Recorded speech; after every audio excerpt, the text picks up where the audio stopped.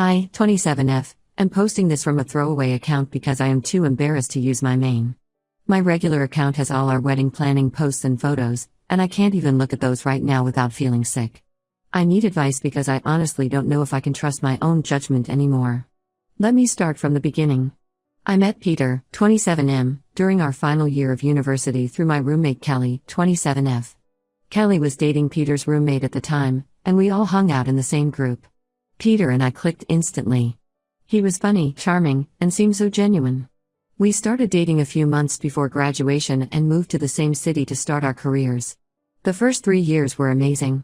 Peter got a job as a junior sales rep at a tech company and quickly moved up to sales manager. I became a nurse at the local hospital. We supported each other through the tough early years of our careers. When I had rough nights at the hospital, he would wait up for me with takeout. When he had big presentations, I helped him practice. We were a team. His family welcomed me like I was their own daughter. His mom Sarah, 55F, lost her daughter to cancer 10 years ago, so she was overjoyed to have me in her life. We would have weekly dinners at their house, and she taught me all her family recipes. His dad James, 57M, is quieter but always treated me with respect and kindness. My family loved Peter too. My brother Mike, 30M, and Peter became inseparable. They go fishing together every month and play in the same basketball league. My parents already consider him their son. 2 years ago, we bought our first house together. It needed work, but we were excited to make it our own. We adopted 2 rescue dogs, Max and Luna. Peter proposed last year during a trip to the beach. It was perfect, he had our families hiding nearby to surprise me after I said yes. We set the wedding date for this December and have been planning everything together. At least, that's what I thought. Last Friday changed everything. We went out for drinks with Peter's college friends Tom, 28M, and Lisa, 27F. Tom has known Peter since freshman year and they're still close. We were having a great time until Tom mentioned someone named Rachel. He was pretty drunk and started talking about the sales conference in Vegas last year. He kept saying how Peter and Rachel were always together, having private dinners, and going to each other's rooms to practice their presentations. I felt my stomach drop. Peter told me nothing about Rachel when he came back from that conference. He said he mostly attended sessions alone and networked at group events. When I looked at Peter, his face had gone white. He quickly changed the subject, but the damage was done. That night at home, I asked him about Rachel. He got defensive immediately, saying Tom was drunk and making things up. But his reaction told me everything. While he was in the shower next morning, I did something I've never done before, I checked his phone. My hands were shaking as I opened it. What I found made me physically sick. There were deleted messages with Rachel that I managed to recover through the backup. They weren't just friendly messages. They had been sleeping together the entire conference week. There were explicit photos, messages about sneaking to each other's rooms, and plans for future meetups. But that wasn't even the worst part. I found similar message threads with 2 other women. Jenny from his office, who he claimed was just a work friend he occasionally had lunch with. They had been having an affair for over a year. And Sarah from his gym, who he met last summer. He was seeing her during his supposed late-night workout sessions. When I confronted him with the evidence, he didn't even try to deny it. He broke down crying, saying he messed up and the other women meant nothing. He claimed he only cheated because he was stressed about work and our relationship was too comfortable. He begged me not to throw away 5 years over his mistakes. Said he would go to counseling, change jobs, anything to keep me. But how can I ever trust him again? Every memory of the past 5 years feels tainted now. All those work trips, late meetings, and gym sessions, was he with them? How many other women were there that I don't know about? He was planning our wedding while sleeping with other women. He let me spend months picking out venues and dresses while lying to my face. I packed some clothes and went to stay with my best friend Amy, 27F. She's the only person who knows everything right now. I haven't told my family because they adore Peter. My brother still hangs out with him regularly, completely unaware. Peter's mom keeps calling and texting, asking why I moved out temporarily. She thinks we just had a small fight. The wedding is in 6 months, and we've already paid for most things. Our families have booked flights and hotels. We have a house and dogs together. Our lives are completely intertwined. Do I blow everything up by telling the truth? Do I try to forgive him and move forward? Even if I wanted to try, how do I walk down the aisle knowing he betrayed me with multiple women? How do I trust that he won't do it again? Part of me wants to reach out to Rachel, Jenny, and Sarah. I want to know their side of the story. Did he tell them about me? Were there others? But another part of me is scared to learn more. What if finding out more details makes it impossible to ever move past this?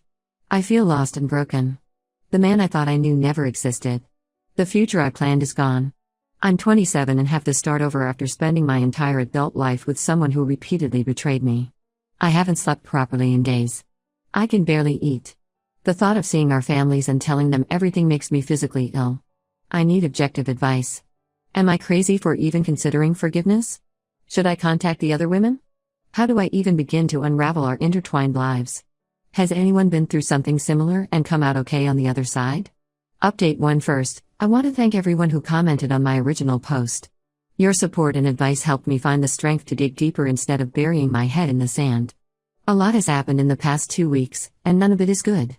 After reading comments suggesting I contact the other women, I decided to reach out to Rachel through LinkedIn. I sent her a simple message introducing myself as Peter's fiancé and asking if we could talk. Her response came within minutes, and it shattered what little was left of my world. Rachel was completely shocked to learn I existed. Peter had told her and everyone at his company that he was single. He said he owned his house alone and lived with his 2 dogs. The engagement ring I wore with pride? He told people it was just a family heirloom I liked wearing. Rachel felt terrible and immediately offered to tell me everything. We met for coffee last weekend. She brought screenshots, photos, and even hotel receipts. Their affair wasn't just during the Vegas conference like I initially thought. They had been seeing each other for 8 months. Peter would fly to her city claiming he had client meetings. She came to our city several times, and he put her up in hotels using his company card. They went on actual dates to restaurants and shows. While I was working night shifts at the hospital, he was playing house with another woman. The most painful part? Rachel said Peter often complained about being lonely and wanting to settle down. He even talked about wanting kids soon. All while I was at home planning our wedding and dreaming of our future family. When I confronted Peter with this new information, his reaction shocked me. Instead of being apologetic, he got angry. He yelled at me for going behind his back and contacting Rachel. Said I had no right to involve other people in our private business. Then he dropped another bombshell that made me question my entire reality. Jenny from his office wasn't just another affair. She had gotten pregnant 6 months ago. Peter paid for her abortion and never told me. Jenny had wanted to keep the baby, but Peter threatened to deny paternity if she did. He finally admitted this only because Jenny had been messaging him lately, threatening to tell me everything. I spent that night crying in my car, parked outside our house. The man I loved had gotten another woman pregnant while planning our wedding. He had pressured her into an abortion to keep his secret. Who was this monster I had spent 5 years with? The next morning, I finally broke down and told my family everything. My mom cried. My dad couldn't even speak, he was so angry. My brother Mike's reaction was the worst. He and Peter had gone fishing just last weekend. When Mike learned the truth, he drove straight to Peter's office and punched him in the parking lot. They had to be separated by security.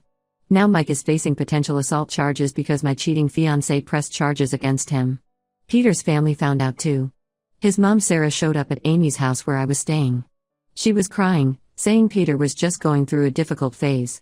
She said all men make mistakes and I should be more understanding.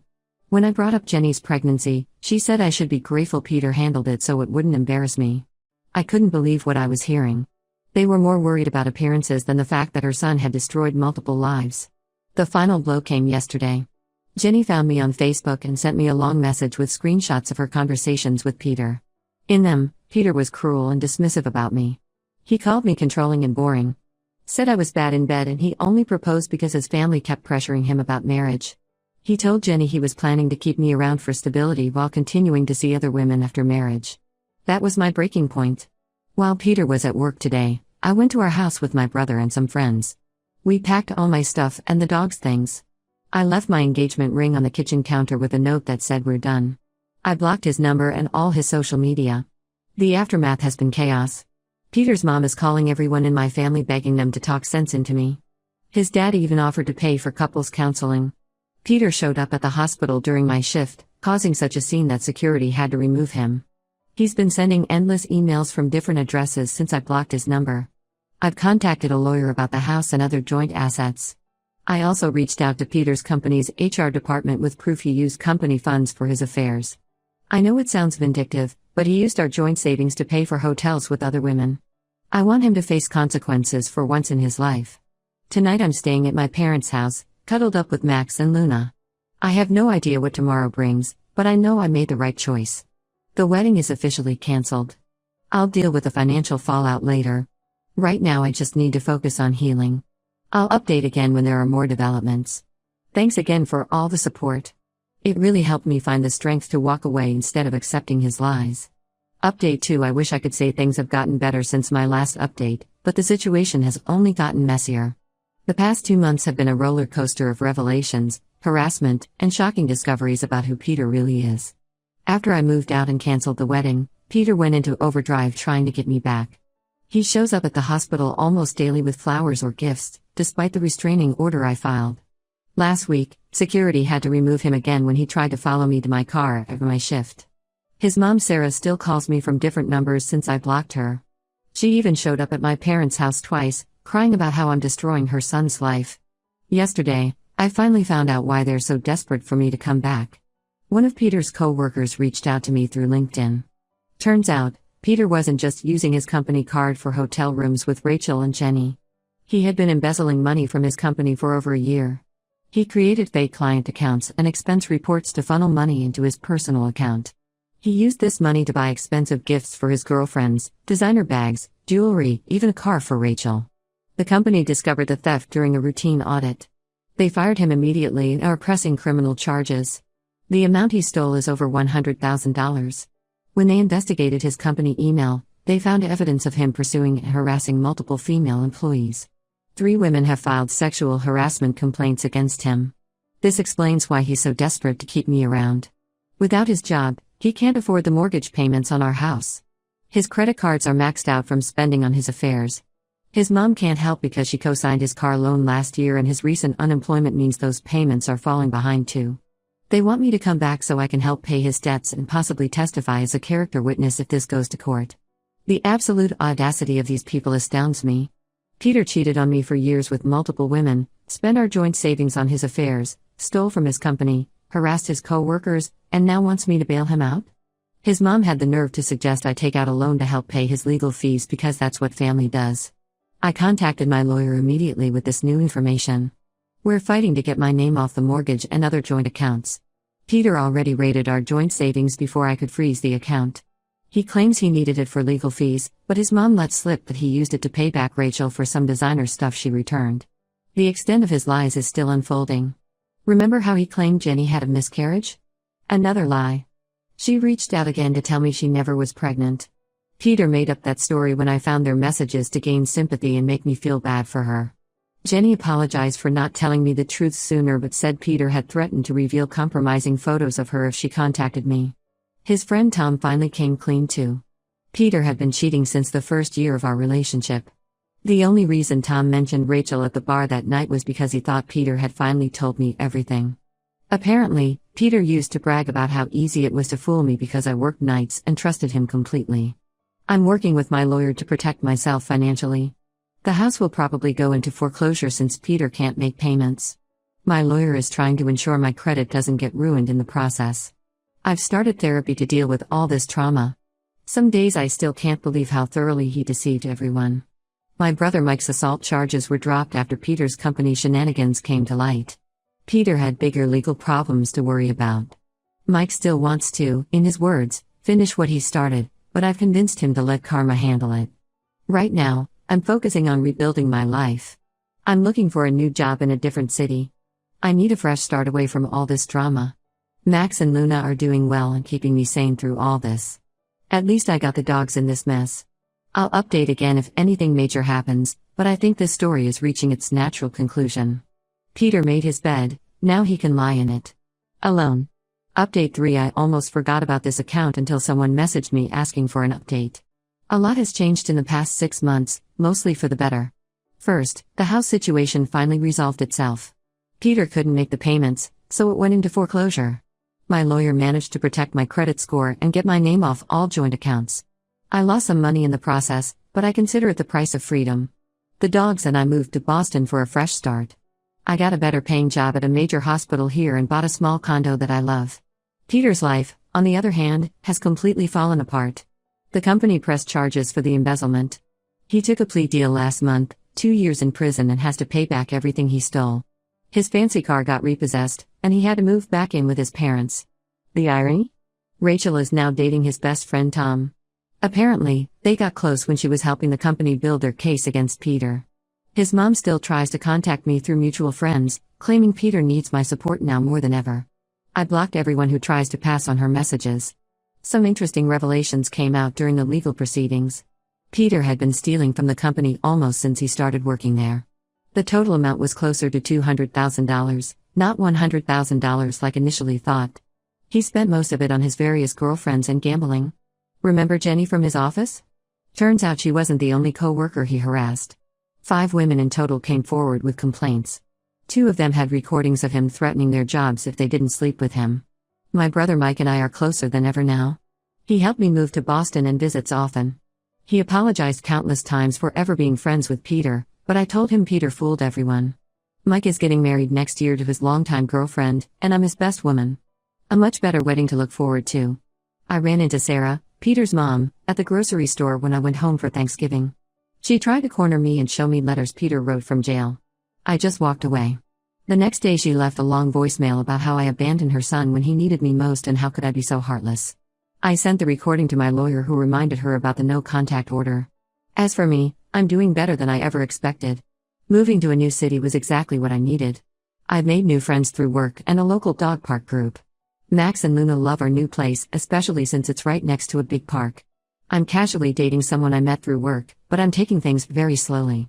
My therapist says that's healthy. Looking back, finding out about Peter's cheating was the best thing that could have happened to me. Yes, I lost 5 years and some money. But I gained something much more valuable, my self-respect and a chance at a genuine, honest relationship in the future. To everyone who supported me through this journey, thank you. To anyone going through something similar, it gets better. Sometimes the worst endings lead to the best beginnings. This will be my final update. This chapter of my life is closed, and I'm looking forward to writing new ones. Max, Luna, and I are going to be just fine.